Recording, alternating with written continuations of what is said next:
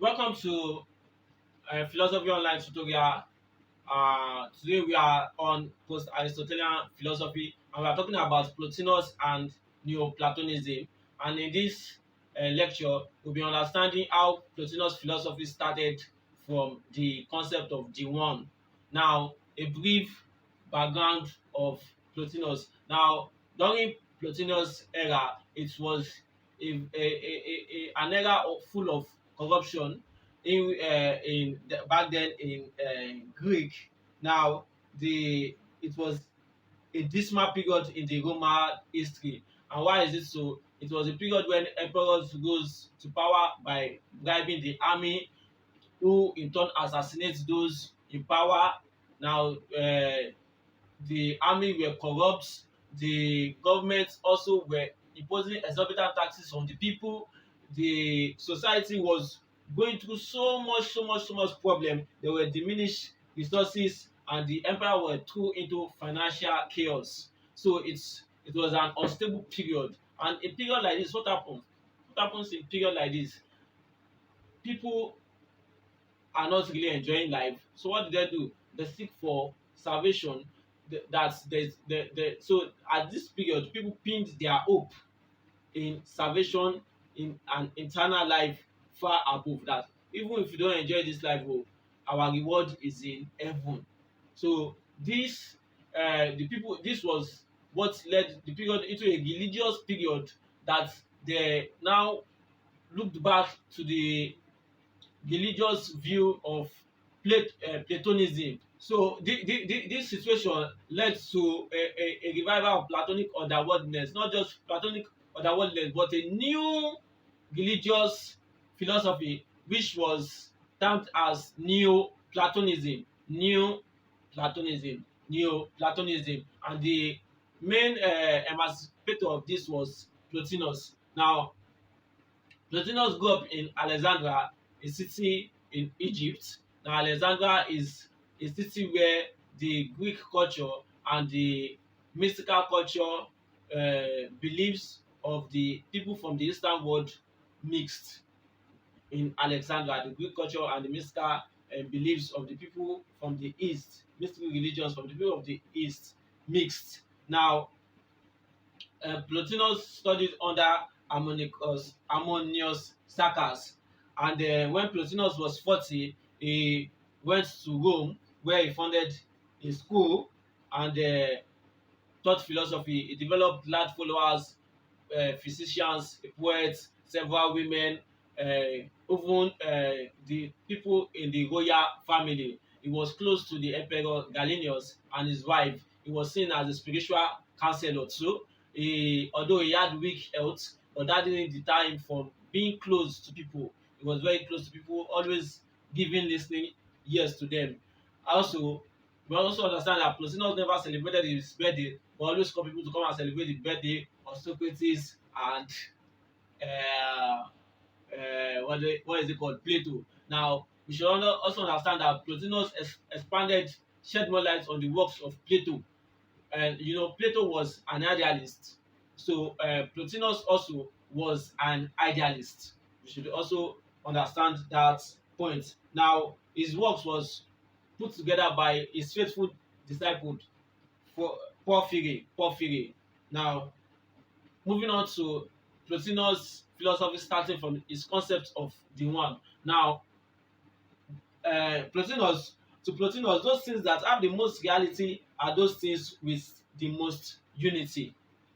And what is that thing with the most unity to Plotinus? The one.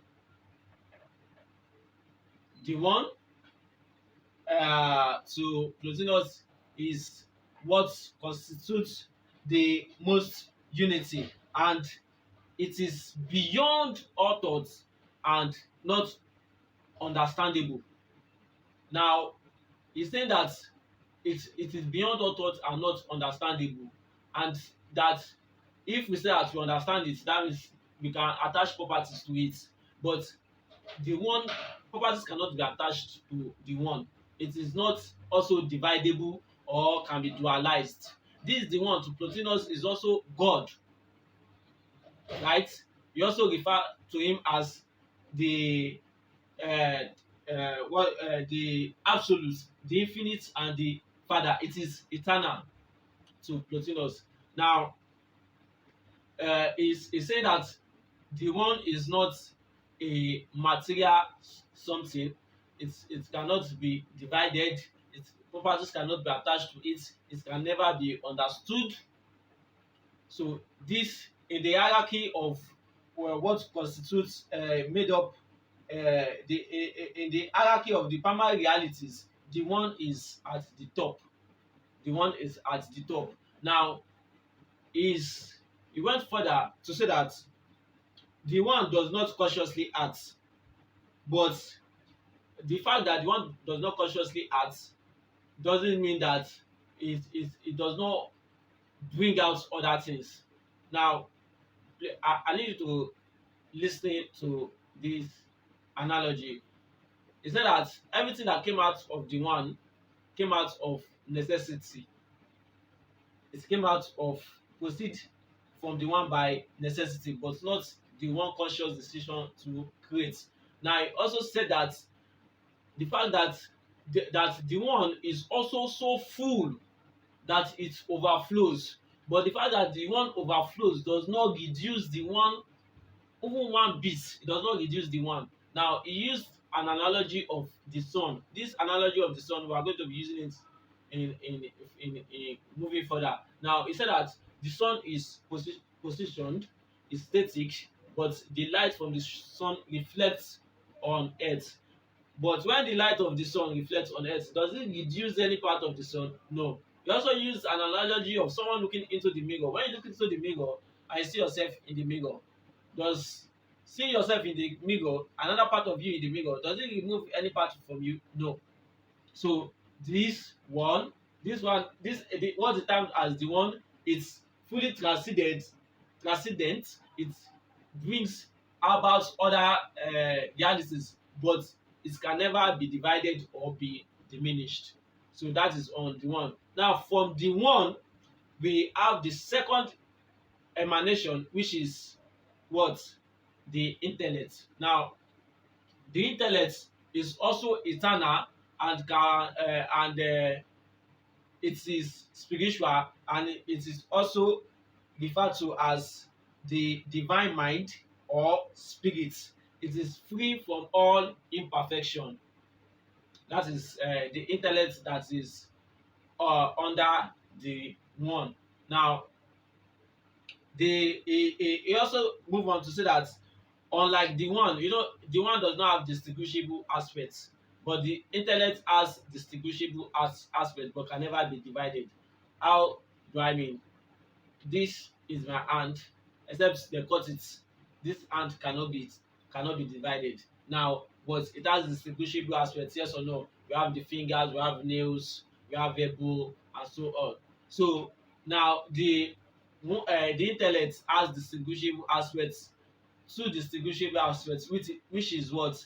The aspect of the knower and the object of his knowledge. Now, also, he went further to say that the intellect, it intuits two things. The intellect knows two things. That is, first the one, then itself. First the one, the intellect is conscious of two things.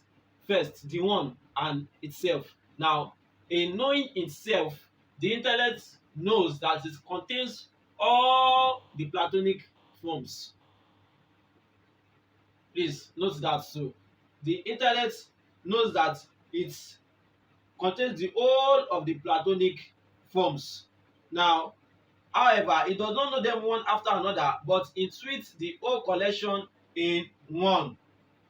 It does not know them in division, but knows them in one. But moving further, Plotinus was now, let me explain this a bit. Plato was an idealist, and he said that male, female, father, mother,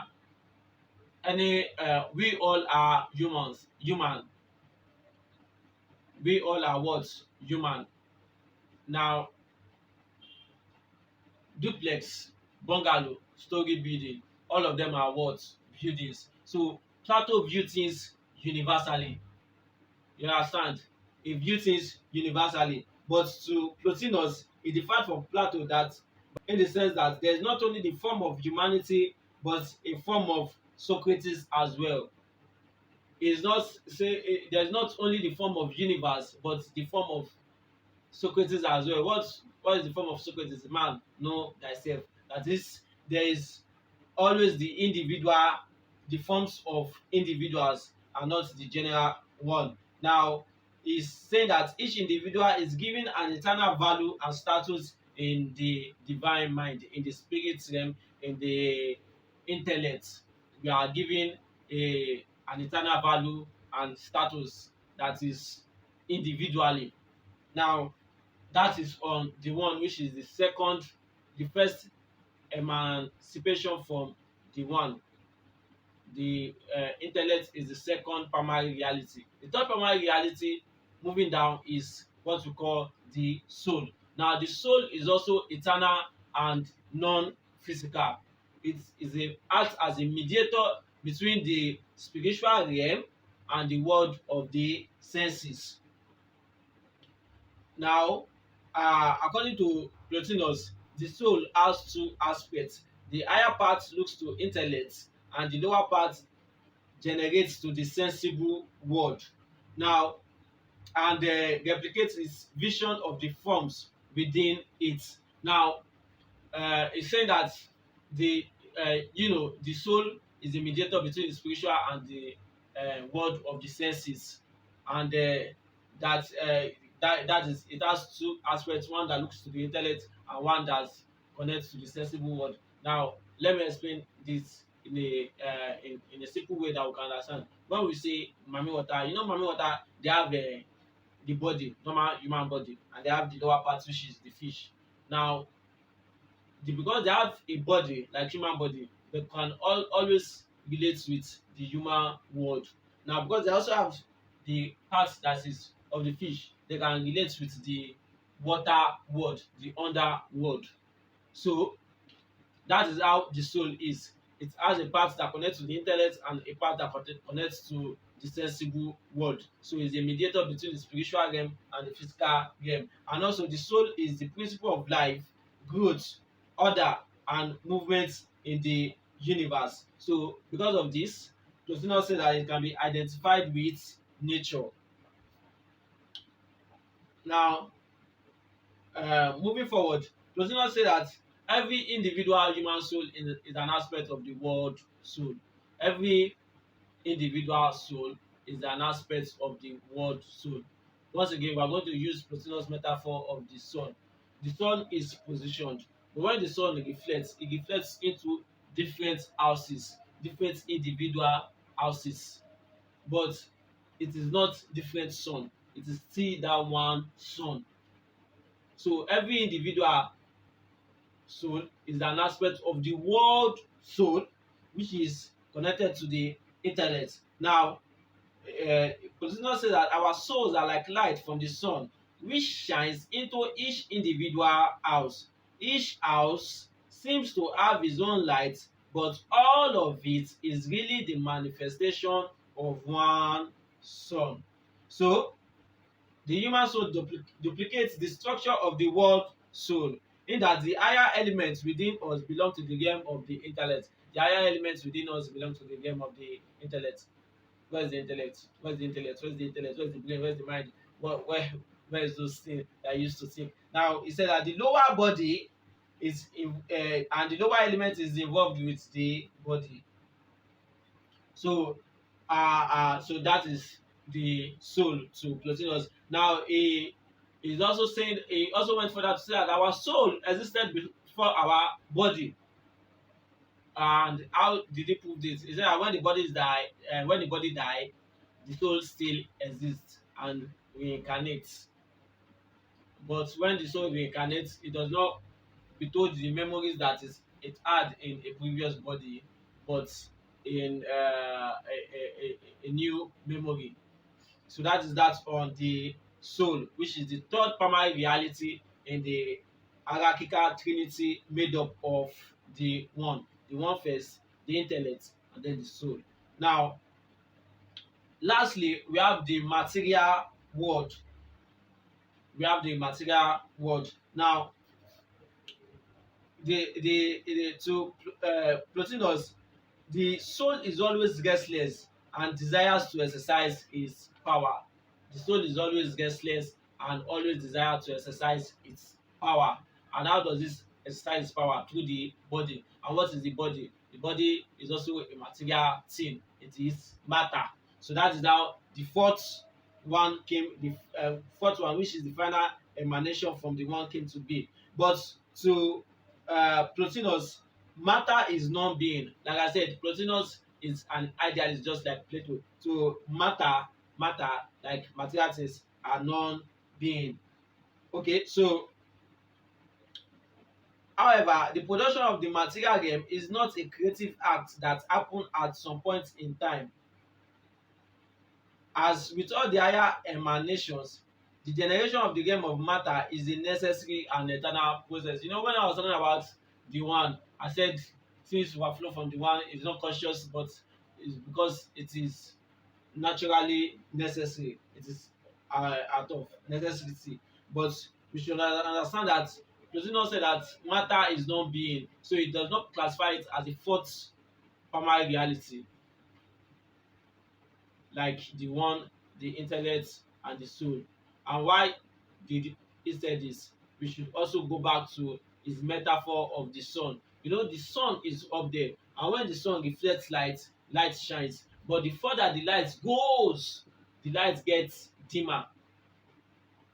If you on a torchlight in the dark, it will shine bright. But when you place it somewhere and move to the direction of the light, the more you go, you see that the more the light get faded. So because of this, the matter is now that dimmer part. So it cannot be classified as a major part of the primary realities, that is the material world. So that is Plotinus' concept of the one. I hope we I tried I did justice to it. Please, if you have any questions, kindly ask in the comment section. Thank you so much for watching. God bless you.